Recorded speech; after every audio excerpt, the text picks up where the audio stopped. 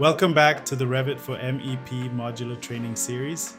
In Module 14, Plumbing Systems, we'll build a practical understanding of sanitary, rainwater, drainage, fire protection, and in some markets, gas systems, then complete a hands-on exercise configuring a sanitary network and a simple hydronic system.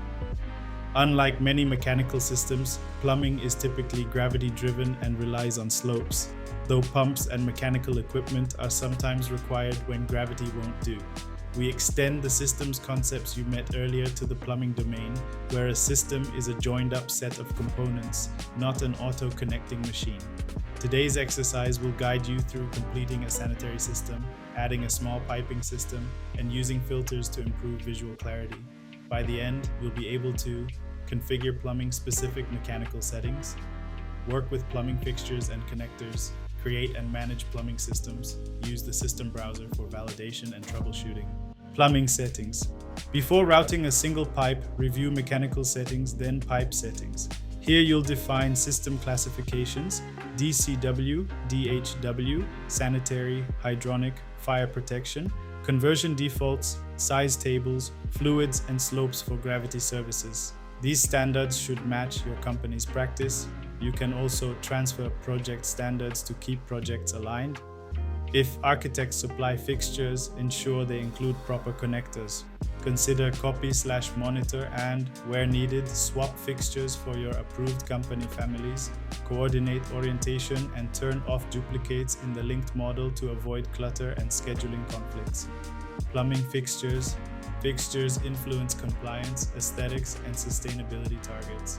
Many firms maintain quarantined parametric fixture libraries for reliability and scheduling. You can generate type variations via type properties or manage large ranges with family catalogs, txt/CSV. While in-place geometry can look right, it won't schedule, so reserve that for one-off visuals. Creating plumbing systems. Plumbing systems are logical entities that enable flow calculations and equipment sizing. After placing fixtures, create sanitary, domestic cold water, and domestic hot water systems, then route pipes to connect them. Components are added to a system automatically when you connect with pipe or manually with create systems, then generate layout can propose routing. Use discipline-specific views and templates, so cut planes and view ranges suit your component elevations. Sprinklers can be placed by geometry and zone, but Revit won't size them for you. Choose wet or dry heads and properties manually. For sanitary, validate a drainage point and slopes, for example 1 to 80, then handle vents, traps, and interlevel links manually where needed. For DHW/DCW, pick the correct system type, name the system, and rely on pipe conversion settings for routing defaults.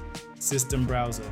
Use the system browser, F9, to see a hierarchical list of systems and their components, spot unassigned elements, and confirm loads/flows where applicable. It's bi-directional. Select in one place to locate in the other. Okay, let's do the exercise to make sense of everything we've just explained. Now we'll complete a sanitary connection to a vent stack for 4 basins, then build a simple hydronic supply/return pair, and finish with a system type filter to color code the model. How to create a sanitary system. We'll attach 4 first-floor basins to the vent stack and avoid view congestion, so Revit connects to the correct target. Step 1 to 2, open the model and view. Open Revit model and go to first floor toilets. The crop isolates the area with 4 unconnected basins, black, on the right. Step 3 to 5, load and hide congestion. From manage, then click selection, followed by load selection, pick stack congestion and OK.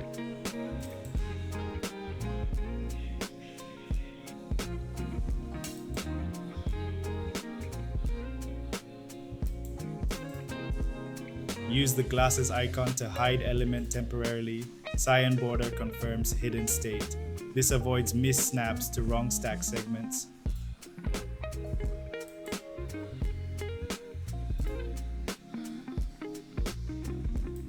Step 6 to 8.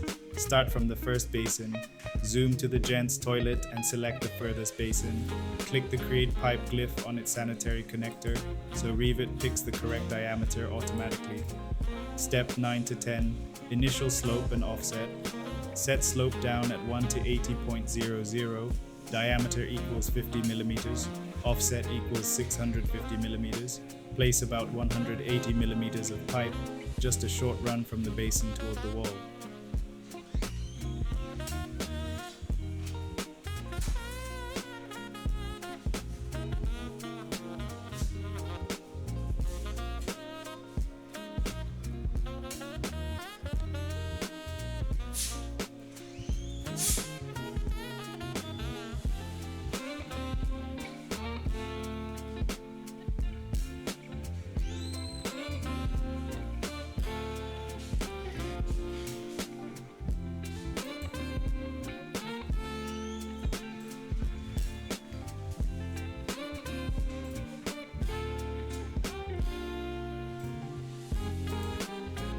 Route around the walls into the service riser, stopping at the reference plane. Note, offset now varies with slope.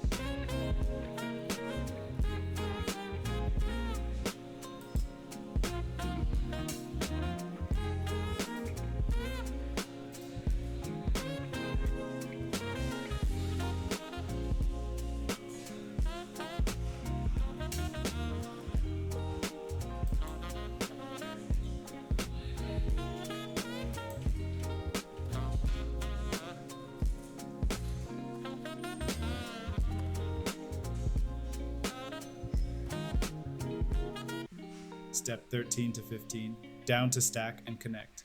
In the riser, set offset equals minus 400 millimeters to route vertically down along the reference plane. At the 45-degree guide into the vent stack, click the stack center line to complete. Rivet adds a reducing T. If you lose continuous draw, reactivate from the blue node, draw pipe. Step 16, unhide the stack. Reset temporary hide/isolate to bring the full stack back.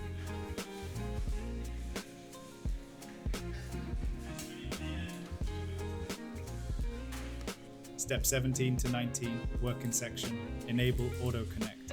Open section, section on cloakroom sinks, choose systems, then plumbing and piping, then pipe.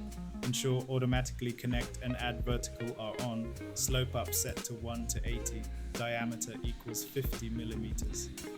Step 20 to 21, connect each basin. Pick a point on the existing horizontal 50 millimeter run, draw up at 45 degrees to the basin center, then continue vertically and snap to the basin's sanitary connector. Auto connect completes the branch. Step 22, repeat for remaining basins. Repeat the same 45 degrees plus vertical connection for the other basins.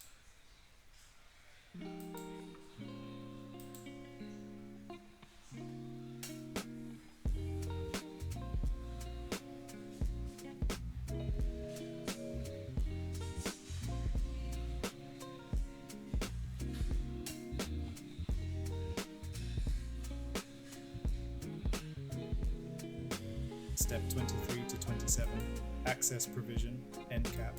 Convert the far left 90-degree elbow into a T using the plus toggle, draw a short stub, then pipe fitting, then cap, plane, PVCC standard, and place the end cap. Your sanitary run now includes an access point.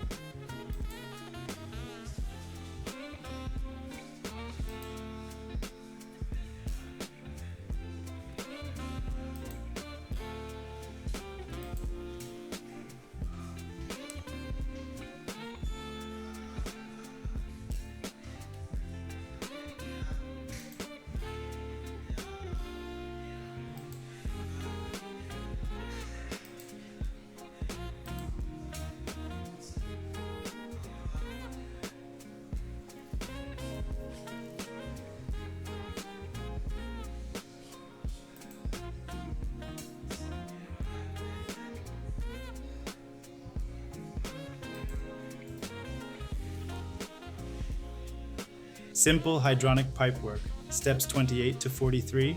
Next, we'll model a basic flow/return pair and assign system types and names. Step 28 to 31, 2 parallel runs, open floor plans, ground floor, systems followed by pipe, set offset equals 3,500 millimeters, diameter equals 50 millimeters, draw 2 parallel pipes along the corridor.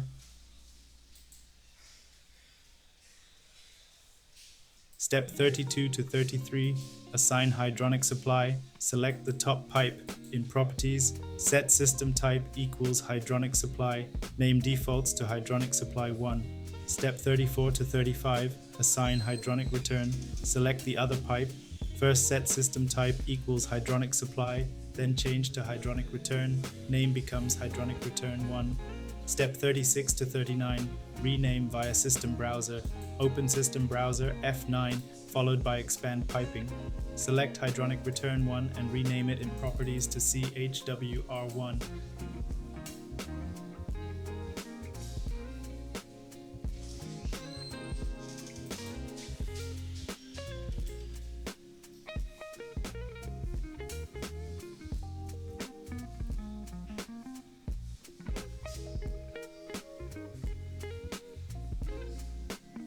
Do the same for hydronic supply 1 followed by CHWF1. Step 40, branches. Branch a couple of 25mm feeds off the main runs and set correct system type and system name for each.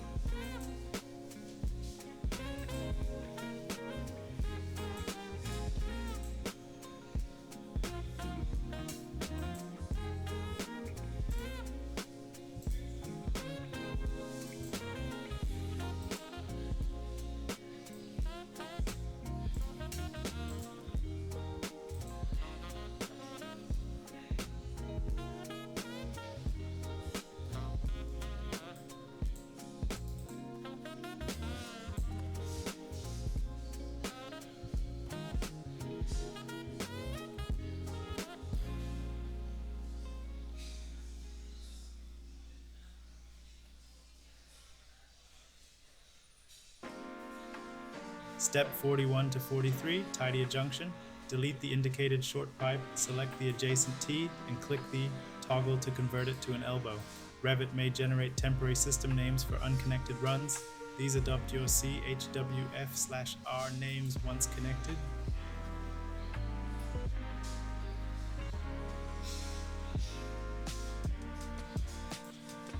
System type filter, steps 44 to 56. Finally, let's color code chilled water flow to improve visual checks. Step 44 to 46, open filters. Press V followed by filters followed by edit/new. Create a new filter called chilled water flow.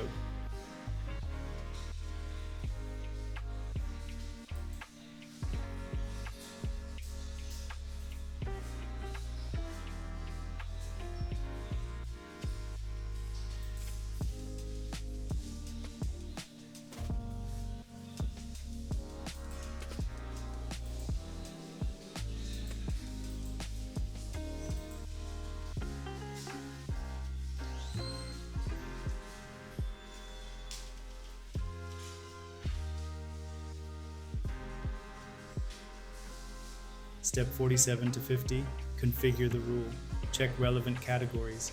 For example, pipe accessories, pipe fittings, pipe insulations, pipe placeholders as applicable.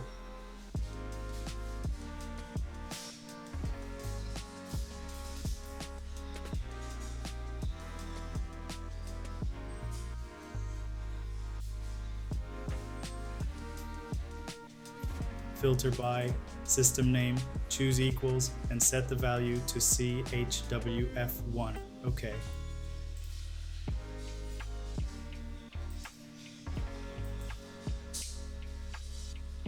Step 51 to 55, apply and override. Back in filters, click Add, pick chilled water, flow.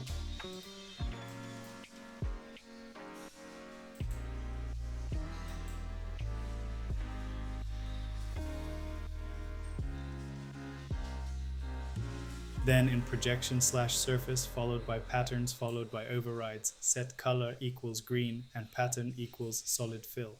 OK.